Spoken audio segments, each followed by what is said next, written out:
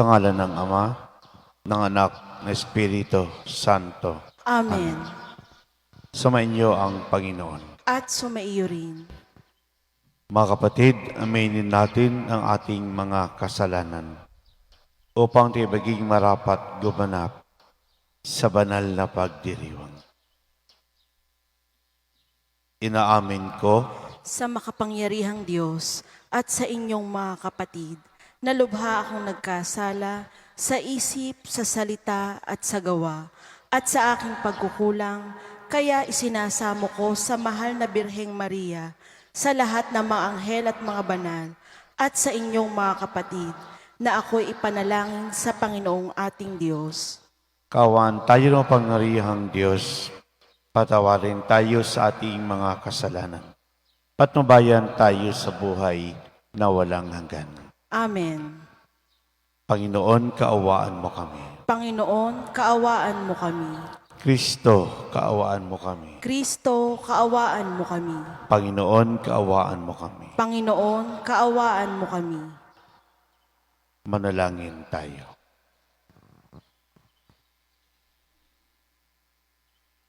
Ama naming makapangyarihan, ang iyong pinasapit na kaligtasan bilang bagong liwanag buhat sa langit para masagip ang daigdig ay lagi nawang sumikat sa aming kalooban upang magdulot ng panibagong buhay.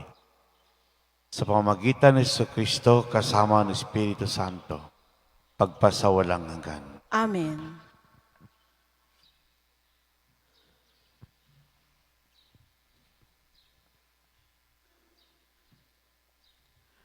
Pagbasa mula sa unang sulat ni Apostol San Juan. Mga anak, huwag kayong padaya kanino man. Ang sino mang gumagawa ng matuwid ay matuwid, katulad ni Kristo. Ang nagpapatuloy sa pagkakasala ay kampo ng Diablo, sapagkat sa simula pa'y gumagawa na ng kasalanan ang Diablo. Ang naparito, ang anak ng Diyos, upang wasakin ang mga gawa ng Diablo. Ang tinanggap ng Diyos bilang anak niya ay hindi nagpapatuloy sa pagkakasala, sapagkat siya'y may bagong buhay na galing sa Diyos. At yamang ang Diyos ang ama niya, hindi siya maaaring magpatuloy sa pagkakasala. Dito makikilala kung sino ang mga anak ng Diyos at kung sino ang mga anak ng Diablo. Ang sino mang hindi gumagawa ng matuwid at hindi umiibig sa kanyang kapatid ay hindi anak ng Diyos. Ang salita ng Diyos. Salamat sa Diyos. Salmong tugunan, kahit sa ay namamalas, tagumpay ng nagliligtas. Kahit sa ay namamalas, tagumpay ng nagliligtas. Umawit ng bagong awit, sa Panginooy ialay. Pagkat yaong ginawa niya'y kahangahangang tunay, sa sariling lakas niya at taglay na kabanalan, walang hirap na natamo, yaong hangad na tagumpay. Kahit sa ay namamalas, tagumpay ng nagliligtas. Umingay ka, karagatan, at lahat ng lumalangoy. Umawit ang daigdigan at lahat ng naroroon. Umugong sa palakpakan, pati yaong kalaliman. Umawit ding nagagalak ang lahat ng kabundukan. Kahit sa ay namamalas, tagumpay ng nagliligtas. Pagkat siya'y dumarating, maghahari sa daigdig, taglay niya'y katarungan at paghatol na matuwid.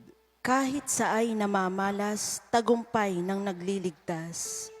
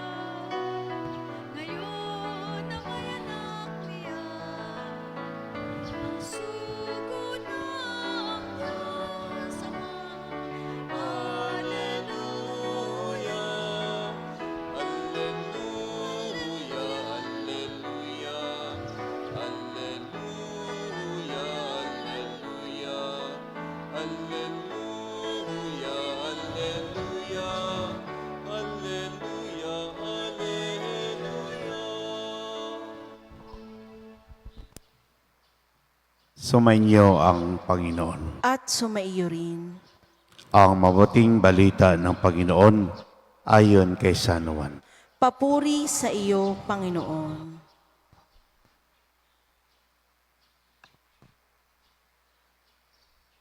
Noong panahon iyon, naroon uli si Juan at dalawa sa kanyang mga alagad. Nakita niya si Jesus na nagdaraan at kanyang sinabi, "Ito ang kordero ng Diyos." Narinig ng dalawang alagad ang sinabi niya at sumunod sila kay Jesus. Lumingon si Jesus at nang makitang sumusunod sila ay kanyang tinanong, "Ano ang hinahanap niyo?" Sumagot sila, "Saan po kayo nakatira, Rabay?" Ang kahulugan ng salitang ito'y guro. "Hali kayo at tingnan ninyo," ani Jesus. Sumama sila at nakita nila ang kanyang tinitirhan. Tumuloy sila roon ng araw na iyon. Nooy mag-ikaapat na ng hapon. Ang isa sa dalawang nakarinig kay Juan, sumunod kay Jesus, ay si Andres, na kapatid ni Simon Pedro. Una niyang hinanap ang kapatid niyang ito at kanyang sinabi sa kanya, "Natagpuan namin ang Mesiyas." Ang kahulugan ng salitang ito'y Kristo at siya'y isinama ni Andres kay Jesus. Tiningnan ni Jesus si Simon at sinabi sa kanya, "Ikaw si Simon, anak ni Juan. Ang ipangalan ko sa iyo Kepas." Ang katumbas ng ngalang ito'y Pedro. Ang mabuting balita ng Panginoon. Pinupuri ka namin, Panginoong Hesukristo.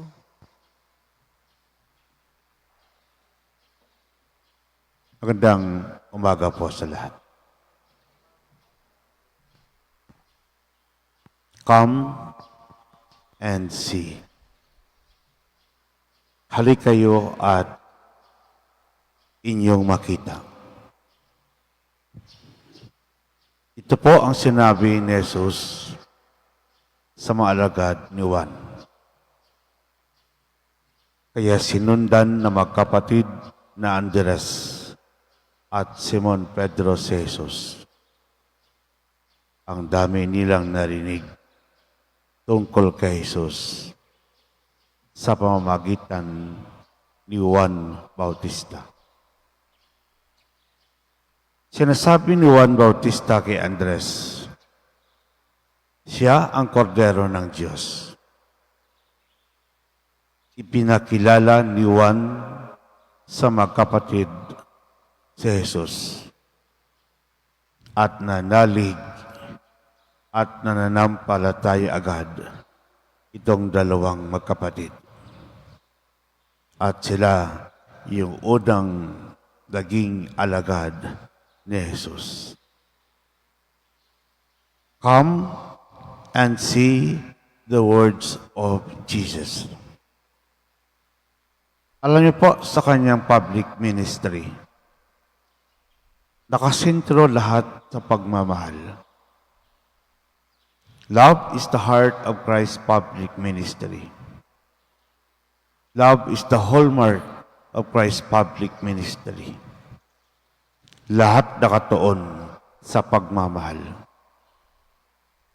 Kaya po maraming sinasabi si Jesus tungkol sa kanyang kaharian. Gumawa kayo ng mabuti at mamuhay sa katotohanan. Isabuhay ang pagmamahal, ang kapatawaran, pagkakaisa at pagbabahagi. Ito ang kalooban ng ating Ama sa langit. Come and see the works of Jesus. Ito po yung tungkol sa kanyang misyon. Hindi po madali, mahirap yung gawain ni Jesus. Sabalit walang tigil siya at walang makakapigil sa kanya dahil mahal niya ang kanyang ginagawa. Hindi po madali isipin yung kanyang misyon, pero ginawa lahat ito ni Jesus. Palipat-lipat ng lugar para lamang tuparin ang kalooban ng Diyos. Come and see the wonders of Jesus. Ito'y tungkol po sa kanyang mga himala na ginawa ni Jesus. Napakarami. Pinalakad niya mga pilay. Nakakita ang mga bulag. Gumaling ang mga may sakit. Kaya po itong dalawang alagad na si Andres at Simon galing kay Juan Bautista. Pero sumunod din sila kay Jesus dahil sa ginawa, dahil sa sinabi, at sa kababaang loob, sa kababalaghan na ginawa ni Jesus sa bayan ng Diyos. Come and see, you experience the Word of God, the work of God, and the miracle of God unfolding. Amen.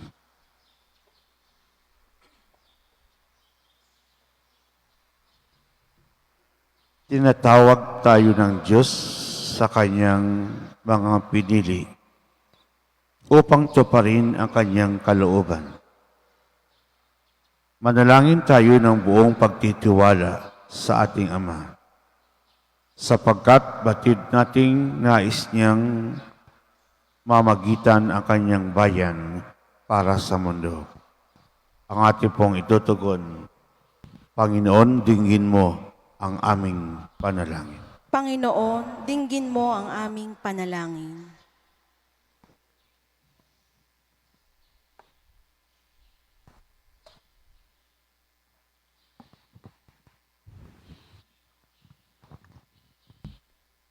Ang mga lalaki at babaeng may pananampalataya naway patuloy na tawagin ng Diyos upang maging mga tagapaglingkod sa ating lokal na simbahan. Manalangin tayo sa Panginoon. Panginoon, dinggin mo ang aming panalangin. Ang ating pamilya at mga kaibigan naway lubos na tumugon sa tawag ng ating binyag at tanggapin ang biyaya na manatiling bukas sa tawag ng Diyos upang maglingkod. Manalangin tayo sa Panginoon. Panginoon, dinggin mo ang aming panalangin. Ang mga kabataan naway patuloy na magtiyaga na may pag-asa at pagtitiwala sa katapatan ng Diyos sa kanila habang hinahanap nila ang higit na malalim na kahulugan ng buhay. Manalangin tayo sa Panginoon. Panginoon, dinggin mo ang aming panalangin. Ang mga matatanda, mga nalulumbay, at mga may karamdaman, naway maunawaan na natutupad ang gawain ng Diyos sa mga pangyayari sa kanilang buhay. Manalangin tayo sa Panginoon. Panginoon, dinggin mo ang aming panalangin. Ang mga yumao, naway magpahingalay sa kapayapaan, sa kaharian ng langit. Manalangin tayo sa Panginoon. Panginoon, dinggin mo ang aming panalangin.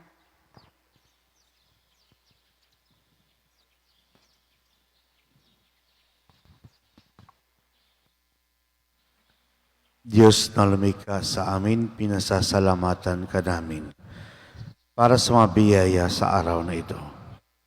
Loobin mong makita ang aming mga buhay, ang pagtitiwala namin sa iyo, upang malaya kaming makatugon sa iyo ng buong puso. Hinihiling namin ito sa pamamagitan ni Kristong aming Panginoon. Amen.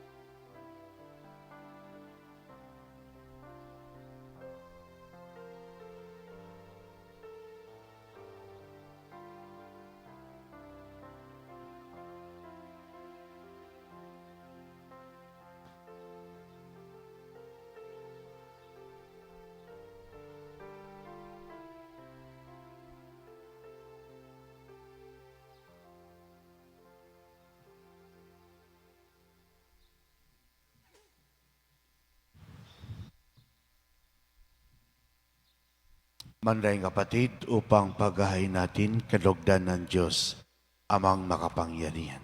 Tanggapin nawa ng Panginoon itong paghahain sa iyong mga kamay, sa kapurihan niya at karangalan, sa ating kapakinabangan at sa buong sambayanan niyang banal. Ama naming lumikha, ang tapat na pag-ibig at pagkakasundo ay sa iyo nagmumula. Ipagalan mong aming mahiinan ang aming mga alay, ang iyong kadakilaan, at aming mapagsaluhan sa banal na pagkikinabang, ang aming ipinagdiriwang. Sa pamagitan ni Kristo kasama ng Espiritu Santo, magpasawalang hanggan. Amen. Sumainyo ang Panginoon. At sumaiyo rin.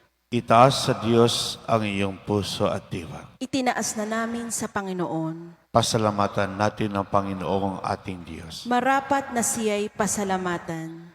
Ama naming makapangyarihan, tunay marapat na kay aming pasalamatan. Sa pamagitan ni Kristo na aming Panginoon. Siyang salitang katuwang at kapiling, nung lahat ng umiral ay iyong likain. Kaya't siya'y kinalingan na mahal na berhen na naging kanyang inang totoo sa kapangyarihan ng Espiritu Santo.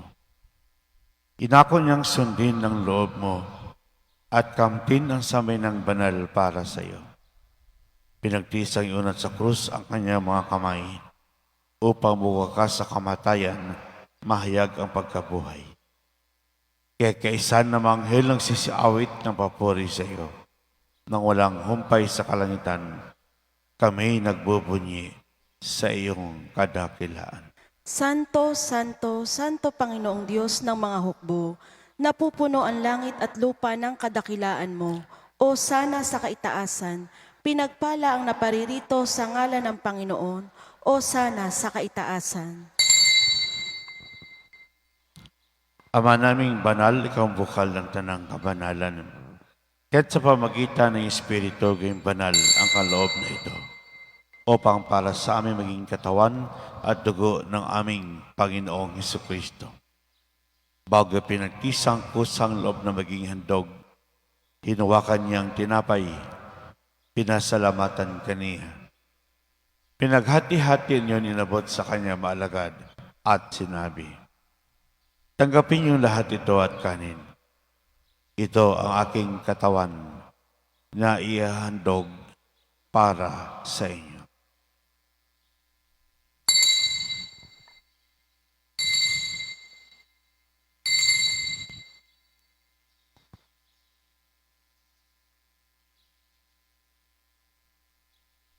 Hindi naman matapos sa hapunan, hinawakan niyang kalis, muli kang pinasalamatan. Inabot niyang kalis sa kanya maalagad at sinabi, tanggapin lahat ito at inumin.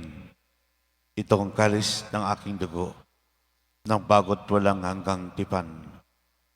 Ang aking dugo na ibubuhos para sa inyo at para sa lahat, sa ipagpapatawad ng mga kasalanan. Gawin niyo ito sa pag-alaala sa akin.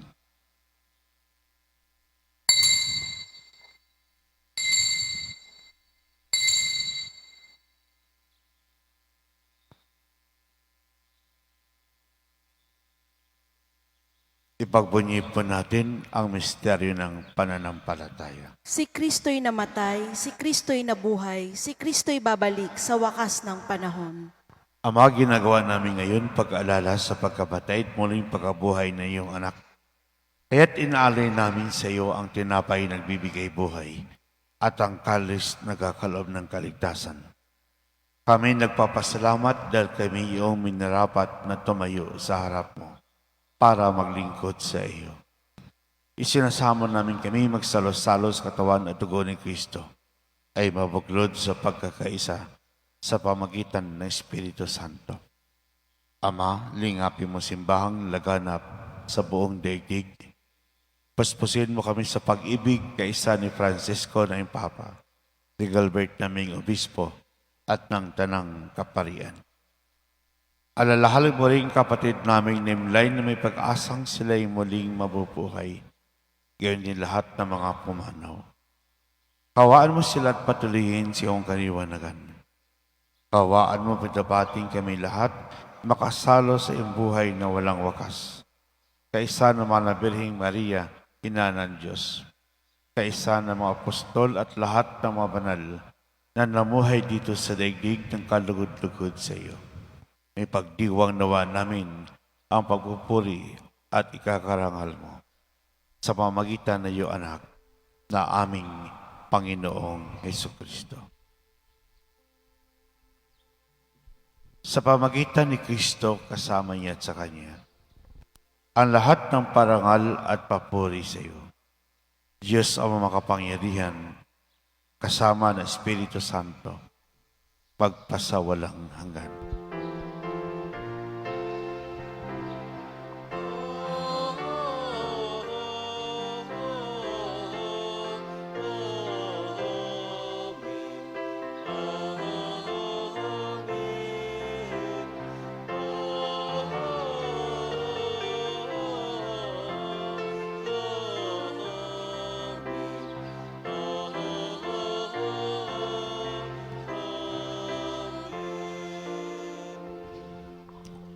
Sa tagubilin nakagaling na utos at toro ni Jesus na Panginoon natin at Diyos, ipahayag po natin ng lakas loob. Ama namin, sumasalangit ka, sambahin ang ngalan mo, mapasa amin ang kaharian mo, sundin ang loob mo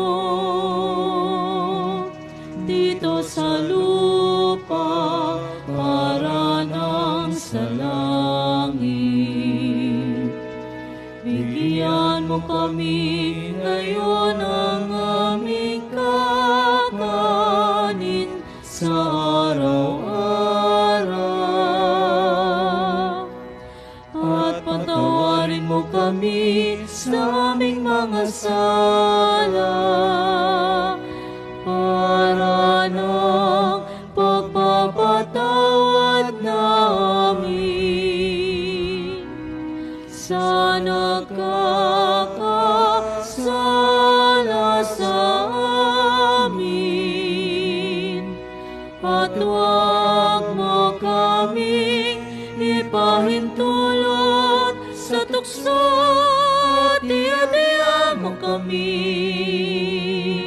sa lahat ng masama. Hinilin namin kami adjust sa lahat ng masama, pagkalooban ng kapayapaan araw-araw. Iligtas sa kasalanan, iliyo sa lahat ng kapahamakan.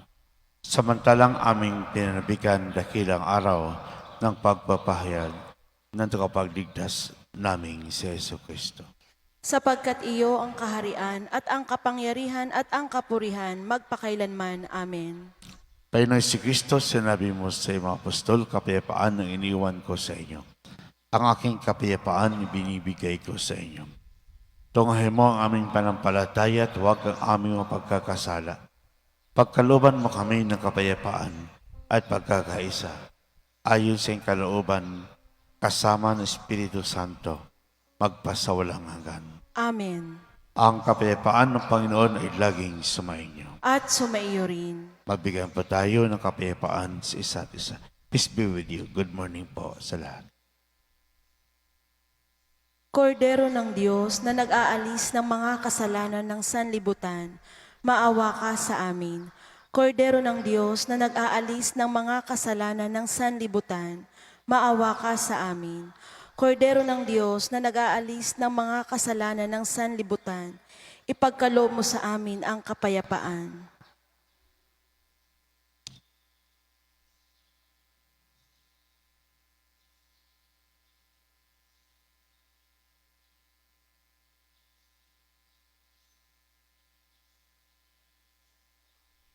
Mga kapatid, ito ang kordero ng Diyos, ito nag-aalis ng mga kasalanan ng sanlibutan. Mapalad ang mga inayan sa kanyang piging. Panginoon, hindi ako karapat-dapat na magpatuloy sa iyo, ngunit sa isang salita mo lamang ay gagaling na ako.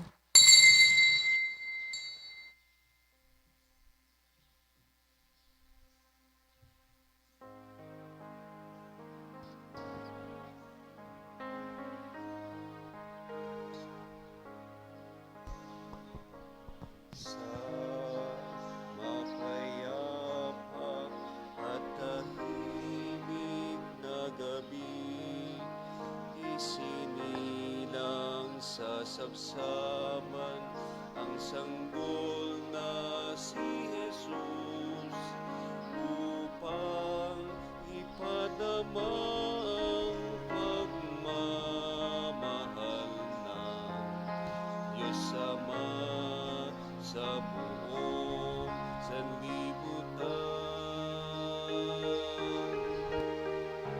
Anghel sa langit ay nag-aawitan, nagpupuri sa pagsilang ng bugtong niyang anak, upang ipadama ang pagmamahal niya at kaligtasan ng buong sanlibutan. May ligaya sa bawat ngiti ng tao. Dumating na ang araw ng Pasko. May pag-asa, may ligaya, may liwanag sa araw ng Pasko. Masdan ang liwanag ng tala sa dilim, ang sagisag ng kanyang paghahari.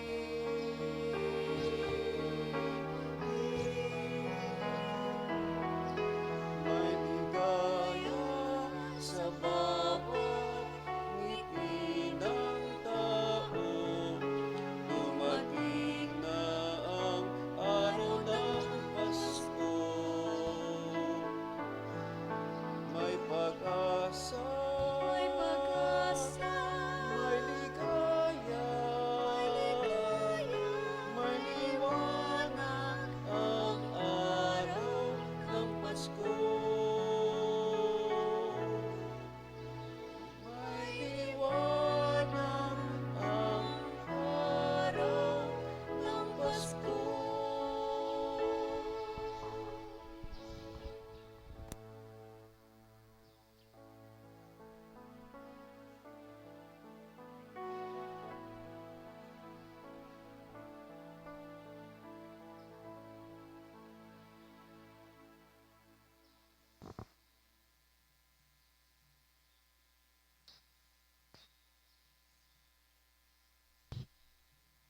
Manalangin tayo.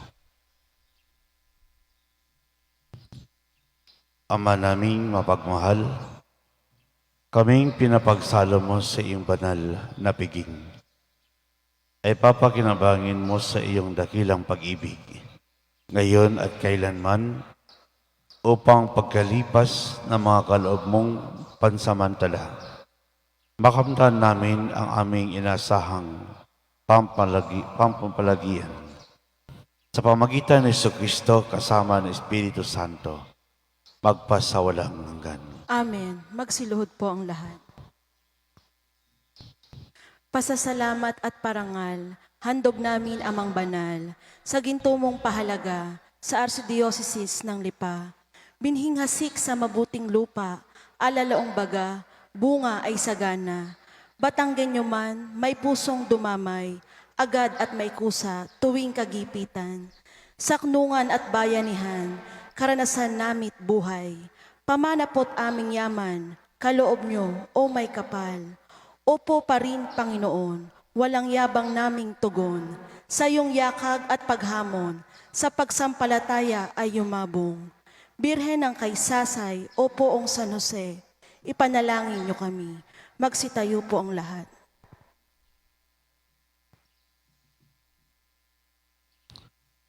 Sumainyo ang Panginoon. At sumaiyo rin. Pagpalain kayo ng mapangyarihang Diyos, ang Ama, Anak at Espiritu Santo. Amen. Humakayong taglay ang kapayapaan upang ang Panginoon ay mahalin at paglingkuran. Salamat sa Diyos.